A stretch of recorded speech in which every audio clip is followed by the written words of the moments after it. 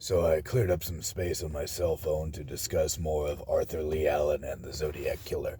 At this point in time, I've pretty much accepted Arthur Lee Allen to have had some type of involvement in the Zodiac Killer case because he would make unusual statements that were in the same ways taunting to the police. And also, he's the nearest one to match what little is known of the Zodiac voice. The Zodiac voice had a very distinctive voice, kind of a Midwestern, in this case, Southwestern accent, possibly from somewhere like Oklahoma or, I don't know, certain places in California. It was kind of a normal way of talking, but it also had a little bit of a drawl, and he would say things in an unusual way, kind of like, there were two people that heard the Zodiac voice.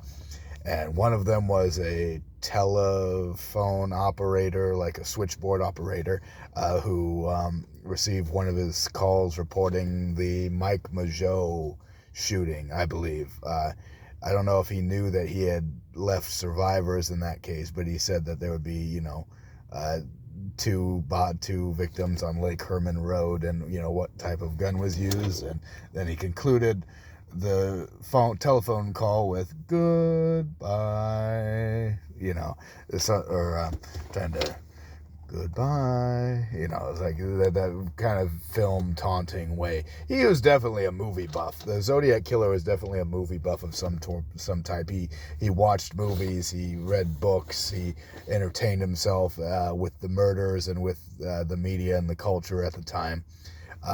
I believe him to have been a little bit older. I don't think he was a spring chicken at the time of the Zodiac killing, so a lot of the younger suspects I think I rule out.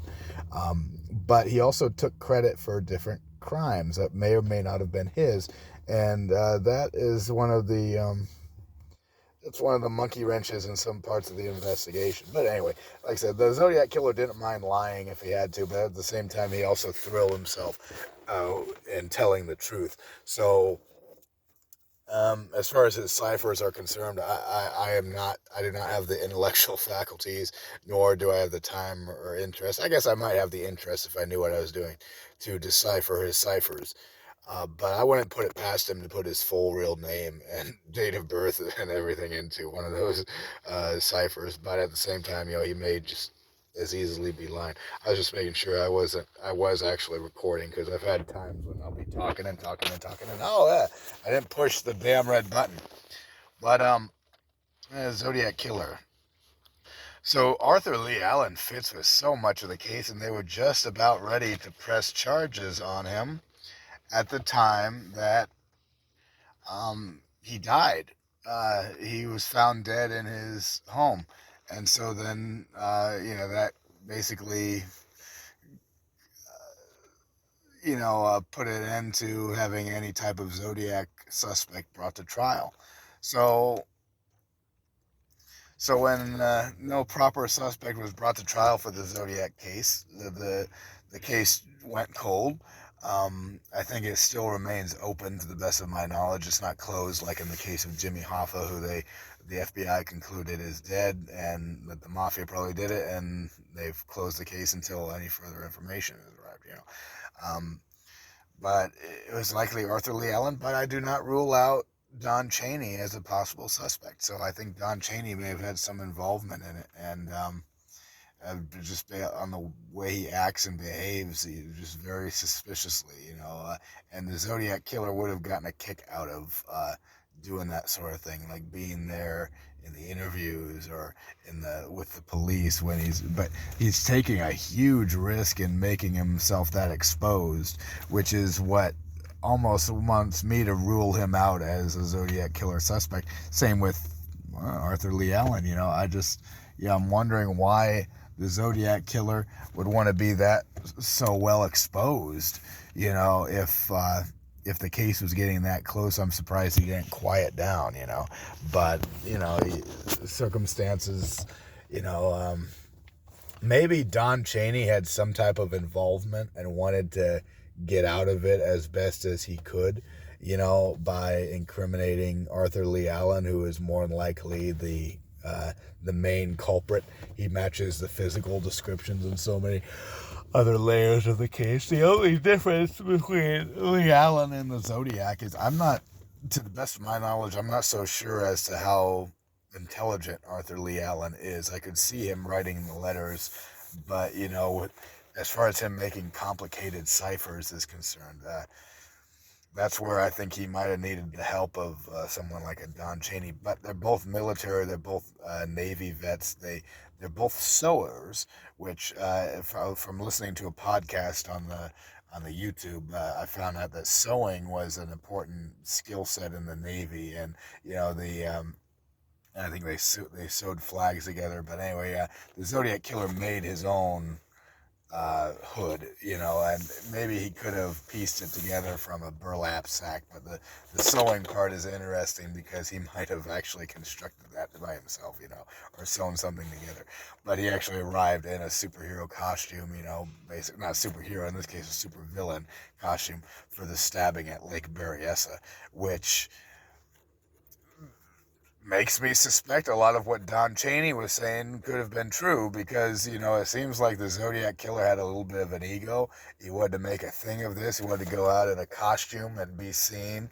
And, I don't know if he deliberately left one of the victims alive at the Lake Berryessa stabbings, or if the hood was simply, to mask his identity. But obviously he had the cross symbol on there, making it like a sort of costume of sorts that he was wearing to the murder, wanting to be noticed. If any of his survivors were able to, talk about him afterwards. So the Zodiac, there was wanting to be seen in that murder. So if he's wanting to be seen, it's likely that he did not give off any physical characteristics that he wanted to give away. But as this is all speculation, this is loose talking. The facts that are confirmed that I'd like to get back to, of which I don't know where to start or begin again because I've gotten off track. But that's just my theories on the case. The other interesting suspect, just because he's a film buff and had a basement, is really why he became one of the prime Zodiac suspects, was what was his name? He was like a projectionist, a theater projectionist by the name of, might have been Rick Warren, or no, Rick Warren I think is the pastor at Saddleback Church, but this guy, Rick Marshall, Rick Marshall, Richard Marshall, or whichever his name is, was the another prime suspect. And the interesting thing is, some of these suspects were alive for a long time, into the 2000s, and back when the Zodiac Killer website went up, Rick Marshall actually wrote to the webmaster of ZodiacKiller.com saying, "Hey, I don't appreciate your description of my place," because he's describing his apartment or his living quarters as kind of ratty, and he's like, "This is a very nice place," So that was why he wrote in to complain. It's like, I don't mind if you accuse me of being the Zodiac Killer, but we're gonna get this straight. My apartment is great, but that suspect was one of the really cool suspects in that he kind of admitted that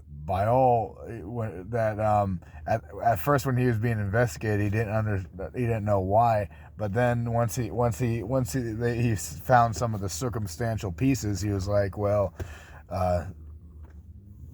some of the circumstantial evidence, a lot of things fit him, so he's like, well, it really fits, so but it probably wasn't him. It probably wasn't him because I don't know if he had a very violent background or experience with different implements of doom, but back in those days, a lot of different people were dangerous. We wonder why serial killings have kind of gone down recently, and part of it is because of heavy video surveillance. It's very hard to commit a crime in America and get away undetected. So surveillance has gone up across the country. Also, sexual trafficking crimes of more of that nature have gone up. So, like usually everything is having to do with like an abduction of some sort.